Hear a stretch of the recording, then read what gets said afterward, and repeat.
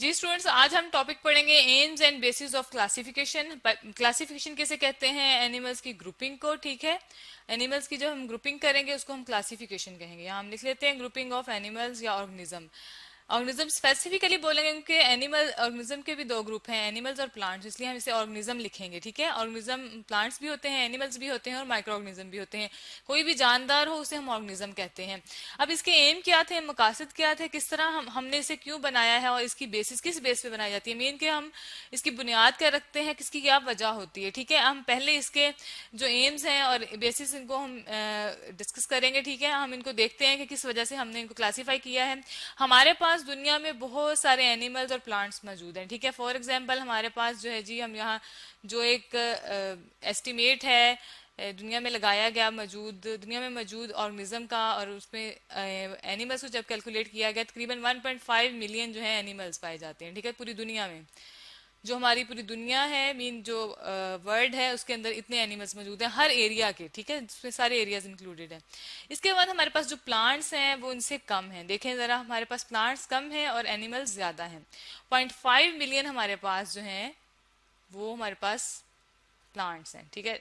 और प्लांट्स जो हैं ये हालांकि ज्यादा एरिया कवर करना चाहिए इन्हें, क्योंकि एनिमल्स को अपनी सर्वाइवल के लिए प्लांट्स की जरूरत होती है। अब हमने इनको डिवाइड क्यों किया, इतने सारे प्लांट्स, इतने सारे एनिमल्स, इनको किसी तरीके से अलग किया गया, ऑर्गेनिज्म को दो ग्रुप में बना दिया गया, ऑर्गेनिज्म के दो ग्रुप बना दिए गए, एनिमल्स और प्लांट्स। अब इसकी वजह ये थी कि इसकी बेसिस क्या होती है, हम यहाँ देख लेते हैं, कुछ लिख लेते हैं। जैसे कुछ एनिमल्स जो हैं वो समंदर में रहते हैं, सी में रहते हैं, कुछ लैंड में रहते हैं, ठीक है। कुछ वॉक कर सकते हैं, चल सकते हैं, ठीक है। कुछ फ्लाई कर सकते हैं, ठीक है। ये डिफरेंट तरह के ऑर्गेनिज्म है। और कुछ तैर सकते हैं, ठीक है, उसे हम स्विमिंग कहेंगे। जो समुद्र में रहेंगे जारी बात है स्विम करेंगे, ठीक है। और जो हवा में रहते हैं, एयर में रहते हैं, वो उड़ेंगे, फ्लाई करेंगे। इस तरह हम बर्ड्स को देखते हैं, ठीक है। अब इनको क्लासीफाई करने का तरीका ये, फॉर एग्जाम्पल मैं आपको छोटी सी एग्जाम्पल से समझाती हूँ। लाइक हम एक बर्ड ले लेते हैं, ठीक है ना। बर्ड्स के ग्रुप में अब हम आपको पता है हम कौन कौन से ऑर्गेनिज्म, सॉरी, जो हम एनिमल्स रखते हैं। और वो एनिमल्स हम हालांकि उन्हें कहते हैं, लेकिन वो बर्ड्स के ग्रुप में उसको हमने अलग इसलिए कि उनके पर होते हैं, वो फ्लाई कर सकते हैं, ठीक है। बर्ड्स कैन फ्लाई, ठीक है। इसकी ये करेक्टरिस्टिक्स है। अब इसमें एग्जाम्पल हम दो देख लेते हैं। फॉर एग्जाम्पल हमारे पास स्पैरोज हैं, ठीक है। स्पैरोज जो होती हैं वो फ्लाई करती हैं, ठीक है। और इसके बाद हमारे पास आ जाता है पिजन। इसके बाद हमारे पास जी आ जाता है पिजन, हम यहाँ लिख लेते हैं, ये भी फ्लाई कर सकता है, ठीक है, PIGEON, पिजन, ठीक है। ये दोनों फ्लाई करते हैं। और भी हमारे पास बहुत सारे बर्ड्स हैं जो फ्लाई कर सकते हैं, तो इनको हम इस बर्ड की कैटेगरी में रखते हैं, ठीक है। अब इसको बनाने के लिए, इस क्लासिफिकेशन के लिए बहुत सी ऐसी ब्रांचेस हैं जो कि काम कर रही हैं इसके ऊपर, ठीक है। बहुत सी साइंस की ब्रांचेस हैं, बायोलॉजी की ब्रांचेस हैं। हम यहाँ लिख लेते हैं कि क्लासिफिकेशन की दो ऐसी ब्रांचेस जो कि क्लासिफिकेशन पे काम कर रही हैं, उनकी क्या स्पेसिफिसिटीज है, ठीक है। किस खास तरीके से वो काम कर रही हैं, किस खास तरीके से वो ऑर्गेनिज्म को डिवाइड करती हैं। हमारे पास ये क्लासिफिकेशन आ गई, इसको हमने डिवाइड किया जी दो ग्रुप्स में, ठीक है। क्लासिफिकेशन करने वाले दो ग्रुप्स हैं, दो तरीके हैं हमारे पास। फॉर एग्जाम्पल हम तरीके लिख लेते हैं, ठीक है। फर्स्ट है जी हमारे पास टेक्सोनोमी, टेक्सोनोमी, ठीक है। दूसरा है जी हमारे पास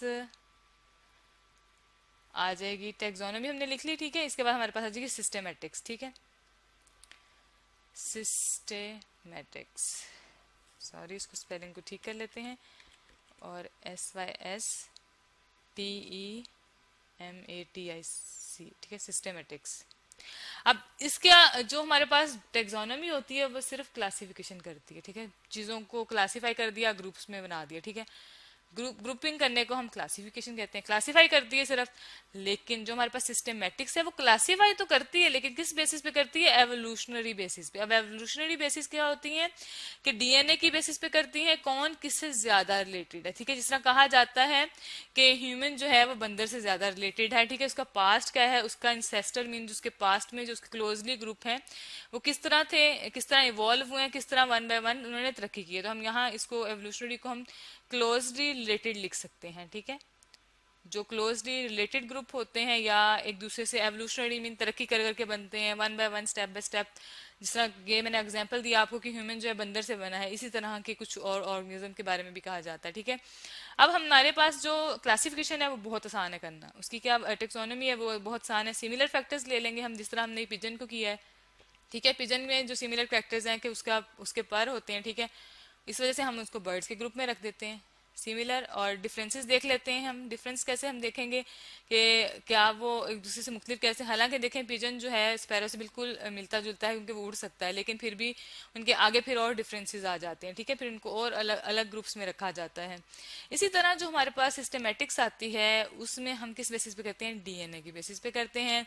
डीएनए जो होता है वो हमारा जेनेटिक मटेरियल होता है जो कि इंफॉर्मेशन प्रोवाइड करता है कि ऑर्गेनिज्म कैसा होगा, उसकी बॉडी पार्ट्स कैसे होंगे, वो किस तरह दिखेगा, ठीक है। और जेनेटिक इन्फॉर्मेशन वो होती है जो एक ऑर्गेनिज्म से दूसरे ऑर्गेनिज्म में ट्रांसफर भी हो सकती है, जो कि इसको हम शॉर्ट फॉर्म में लिख लेते हैं, ये कंप्लीट नहीं हो रहा, जेनेटिक इन्फो, ठीक है, इन्फॉर्मेशन को इन्फो कह देते हैं, जो कि एक ऑर्गेनिज्म से दूसरे ऑर्गेनिज्म में ट्रांसफर होती है, एक सेल से दूसरे सेल में ट्रांसफर होती है। तो डीएनए की बेसिस पे जितने भी ऑर्गेनिज्म इस दुनिया में आ चुके हैं उनके डीएनए को लेके उसकी बेसिस पे वो कितने क्लोजली रिलेटेड हैं वो देखा जाता है, फिर उनको एक ग्रुप में रखा जाता है। तो सिस्टमेटिक्स जो है वो ग्रुपिंग है डीएनए की बेसिस पे। और ये जो हमारे पास टेक्सोनोमी है सिर्फ जो हमें लुक से नजर आती हैं, जो देखने में हमें ऑर्गेनिज्म की बाहर लुक से नजर आता है अपेयरेंस से कि वो छोटा है बड़ा है उसके पर हैं कि नहीं है, उस बेसिस पे। लेकिन जो डीएनए है जिसका सिमिलर होगा उनको फिर एक ग्रुप में रखा जाता है क्योंकि जिस तरह डीएनए सेम होगा उसकी कैरेक्टरिस्टिक्स ज्यादा सेम होंगी, ठीक है। एक जैसे डीएनए जो होते हैं वो एक जैसी कैरेक्टरिस्टिक्स को रिप्रेजेंट करता है।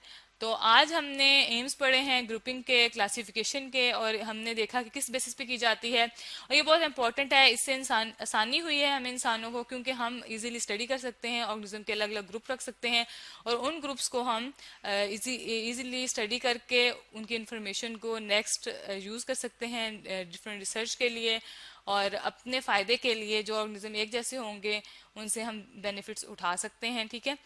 तो आज हमने जो क्लासिफिकेशन का सिस्टम पढ़ा है ये बहुत इंपॉर्टेंट है। इससे जो है ऑर्गेनिज्म जो है वो अरेंज हो गए हैं और अरेंजमेंट जो है वो आसानी पैदा करती है स्टडी के लिए।